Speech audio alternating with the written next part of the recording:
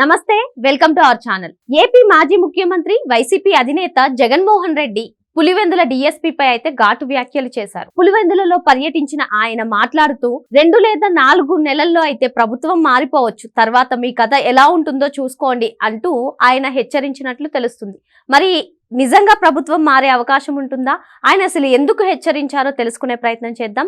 దీన్ని పూర్తిగా విశ్లేషించడానికి మనతో పాటుగా ఉన్నారు టీడీపీ అధికార ప్రతినిధి సూర్యదేవర లత మేడం. వారిని అడిగి పూర్తి వివరాలు తెలుసుకుందాం. మేడం నమస్కారం. నమస్తే మేడం, పులివెందులలో పర్యటించిన వైసీపీ అధినేత జగన్మోహన్ రెడ్డి పోలీసులను అయితే బెదిరించినట్లుగా తెలుస్తుంది. మరీ ముఖ్యంగా పులివెందుల డీఎస్పీ అలాగే 2 సీఐలను పిలిపించుకుని మరీ హెచ్చరించినట్లుగా తెలుస్తుంది. ఏంటి మేడం, అసలు ఎందుకు హెచ్చరించాల్సిన అవసరం వచ్చింది? అలాగే చూసుకున్నట్లయితే 2 లేదా 4 నెలల్లో ప్రభుత్వం మారిపోతుందో అంటూ కూడా ఘాటు వ్యాఖ్యలు చేసినట్టు తెలుస్తుంది. నిజంగా ప్రభుత్వం మారే అవకాశం ఉందా? ఏంటి మీ విశ్లేషణ ఏంటి మేడం? ఇక్కడ ఎందుకోసం వచ్చాడు పులివెందులకి? వచ్చింది అభిషేక్ రెడ్డి చనిపోయాడు కాబట్టి అతనికి ఫ్యూనల్ కోసం దానికోసం వచ్చాడు. అక్కడికి వచ్చిన తర్వాత అక్కడ అందరితో కూడా కలుస్తూ ఆయన ఎంత సంతోషంగా ఉన్నాడో చూసాం. ఎందుకంటే ఒక్కొక్క వికెట్ ఎలాగైతే ఉన్నారో వాళ్ళకి అది తెలుస్తుంది.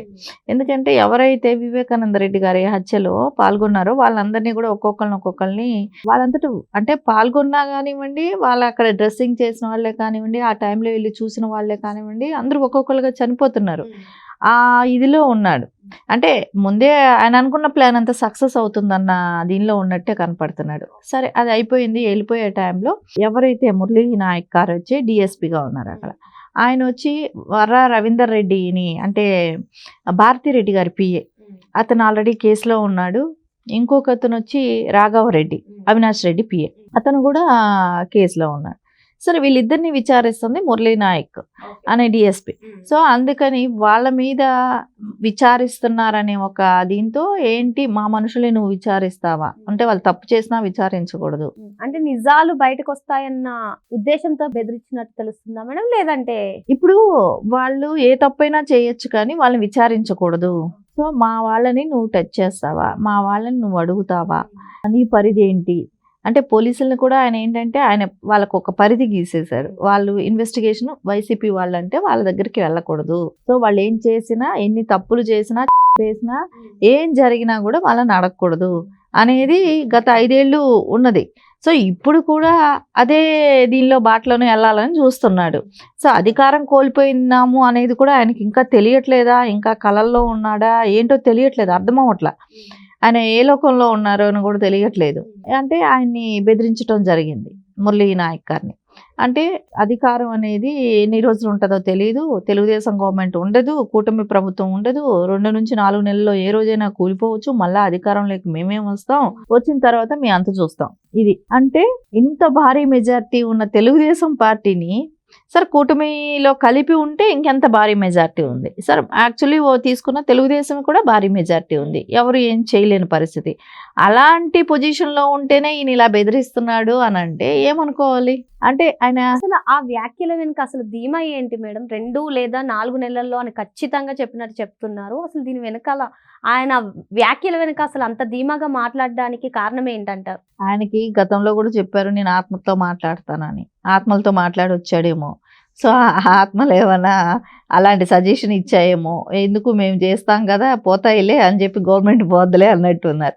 సరే, లేకుండా ఉంటే ఎవరిని అడిగినా చెప్తారు కదమ్మా. అసలు ఇట్లా ఇంత భారీ మెజారిటీ ఉన్నప్పుడు ఏ రకంగా ప్రభుత్వం కూలిపోతుంది, ఎలా అవుతుంది అనేది ఒక్కసారి ఆలోచించలేకపోతున్నానంటే, ఇంకా కాకపోతే ఇంకా వేరే రకం కుట్రలు చేసే అవకాశాలు కూడా ఉన్నాయి.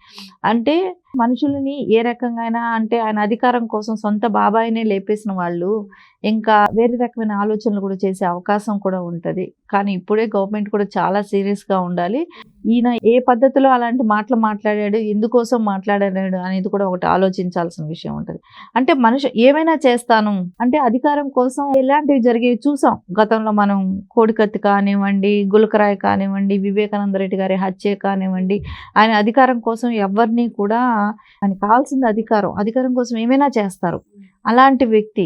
అలాంటప్పుడు జాగ్రత్తగా ఈయన ఏం చేయాలనే ప్లాన్ చేస్తున్నాడు అనేది ఫస్ట్ అయితే అది ఆలోచించాల్సిన విషయమే. అంత తేలిగ్గా కూడా తీసేసుకోకూడదు అని అంటే, ఒకటి ఆయనకి గతంలో చెప్పాడు ఆయన ఆత్మలతో ఇట్లాంటివి మాట్లాడాలని ఈజీగా తీసుకుంటారా?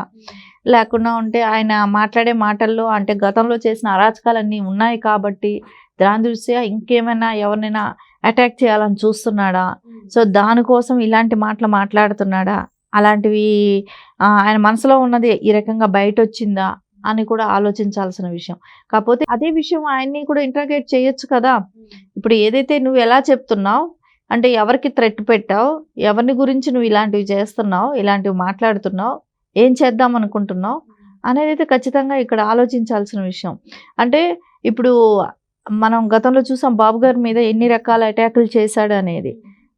ఇప్పుడు కూడా అలాంటివి మళ్ళీ ఏమైనా చేయడానికి ప్రయత్నిస్తున్నాడా అనేది అయితే ఇక్కడ సీరియస్గా ఆలోచించాల్సిన విషయం ఉంటుంది. జగన్మోహన్ రెడ్డి ఏదైనా చేస్తాడు, ఎందుకంటే గతంలో మనం చాలామంది నాయకుల్ని కోల్పోయాం కూడా. సో అలాంటి ఛాన్స్ ఇవ్వకుండా గట్టిగా అయితే దీని ప్రజలందరికీ కూడా ఇలాంటి మాటలు మాట్లాడుతున్నాడు అని అంటే ఏ రకంగా ఇతను ఆలోచన తీవ్రంగా ఉంది, అధికారం కోసం, అధికారం కోల్పోయేటప్పటికి ఏదైనా చేయటానికి సంసిద్ధుడుగా ఉన్నాడా అనే ఆలోచన అయితే ఇక్కడ వస్తుంది. కాబట్టి ఖచ్చితంగా దాని మీద ఆయన మాట్లాడిన మాటలకి ఎంక్వైరీ అయితే చేయాల్సిన అవసరం ఉంది ఇక్కడ. ఇప్పుడు చూసుకున్నట్లయితే ఒక డ్యూటీలో ఉన్న డిఎస్పీని ఆయన బెదిరించినట్లు తెలుస్తుంది. మరి ఇప్పుడు ఆయనపై ఏమైనా చర్యలు తీసుకుంటారంటారా? ఇక్కడ తీసుకోవాల్సిన అవసరం ఉంది. ఈ రాజ్యాంగంలో అలా ఇప్పుడు ఫుల్గా గవర్నమెంట్ ఫామ్ చేయడానికి అధికారం ఉన్న పార్టీలే అక్కడ ఉన్నాయి. ఏది 2-3 సీట్లు పోతే వచ్చిన నష్టం ఏమీ లేదు అక్కడ. అట్లాంటి స్టాండర్డ్ కలిగిన పార్టీలు ఎవరికైనా కూడా కూటమితో కలిస్తే ఇంకా భారీ మెజార్టీతో ఉంది. అలాంటప్పుడు ఇలాంటి మాటలు మాట్లాడుతున్నాడు అంటే ఆయన ఏం చేయాలనుకుంటున్నాడు. అందుకని ఏది ఈజీగా తీసుకోకూడదు, ఆయన్నే ఎంక్వైరీకి పిలవాలి, ఎందుకు మాట్లాడాడు అనేది అడగాలి, ఈ రకంగా ఎందుకు ప్రచారం చేస్తున్నాడు, ఏం చేద్దాం అనుకుంటున్నాడు, ఎవరికి ఏ హాని తలపెట్టాలనుకుంటున్నాడు అనేది కూడా ఇక్కడ మనం ఆలోచించాల్సిన విషయం. మరి జగన్మోహన్ రెడ్డి చేసిన వ్యాఖ్యల వెనకైతే కుట్ర ఉందని చెప్పి మేడం అనుమానం వ్యక్తం చేస్తున్నారు. మరో అంశంతో మళ్ళీ కలుద్దాం. Thank you madam.